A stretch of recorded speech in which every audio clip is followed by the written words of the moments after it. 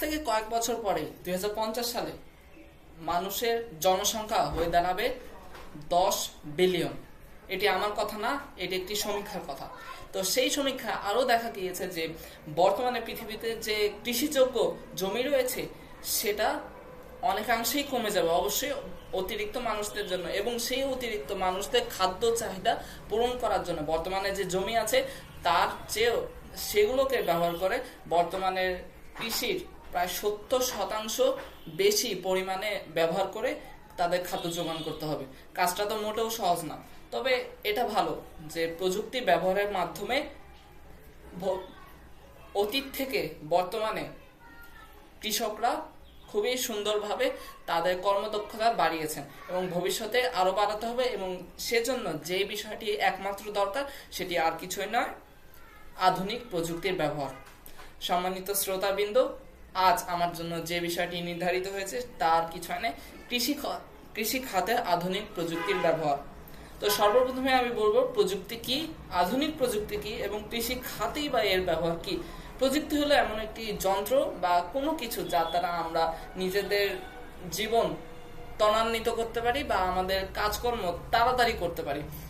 এবং আধুনিক প্রযুক্তি বলতে বর্তমান বিশ্বে বর্তমান সময়ে যে সকল প্রযুক্তি উদ্ভাবন হচ্ছে সেগুলোকেই বলা হচ্ছে।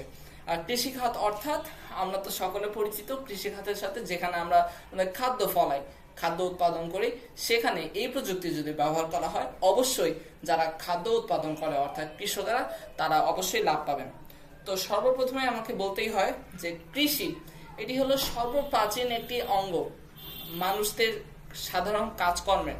কারণ মানুষরা যখন একদম মানুষদের সৃষ্টিকালের সময় মানুষ গাছে চড়ে ফল খেত, অবশ্যই ফল খেয়ে বীজ মাটিতে ছুঁড়ে ফেলে দিত, সেখান থেকে পরে গাছ হতো, সেখান থেকে আবার ফল খেত।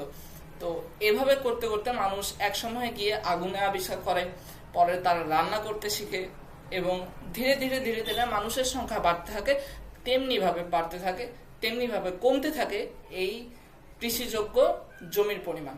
তো মানুষ আস্তে আস্তে উদ্ভাবন করতে থাকে যে কিভাবে করে এই জমিগুলোকে ভালোভাবে ব্যবহার করে মানুষের খাদ্য চাহিদা মেটাতে হবে।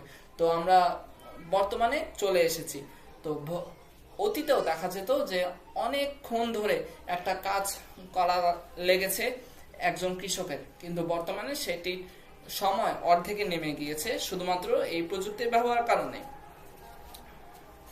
তারপরে ভারতে এবং চীনে যে পরিমাণে মানুষ বর্তমানে হয়েছে তাতে তাদের খাদ্য যোগানের জন্য অবশ্যই এই কৃষকদের প্রযুক্তির ব্যবহার করতেই হবে। তাছাড়া এমন কিছু যন্ত্র বের হয়েছে যার দ্বারা মাটিতে কি পরিমাণে খনিজ লবণ রয়েছে সেটা পর্যন্ত শনাক্ত করা যায়। তার ফলে কতটুকু পরিমাণে সার ব্যবহার করতে হবে সেটা খুবই সহজে কৃষকরা বলতে পারছে। তার ফলেই তারা প্রযুক্তির ব্যবহারের মাধ্যমে নিজেদের জীবন ভালো করছে। তাছাড়া একটি সমস্যা রয়েছে যে এই প্রযুক্তি ব্যবহারের জন্য সকলকে জানতে হবে প্রযুক্তির ব্যবহার, অর্থাৎ তাদেরকে শিক্ষিত হতে হবে। তবে বিশ্বের বেশিরভাগ ক্ষেত্রেই দেখা যাবে যে কৃষকেরা আসলে ঠিকমতো জানেনই না যে এসব ব্যবহার করা যায়। তারা যে আধুনিক প্রযুক্তি ব্যবহার করবে এটা সম্পর্কে তাদের সেরকম কোনো জ্ঞান নেই। তাহলে জ্ঞান দেয়া সরকারের দায়িত্ব।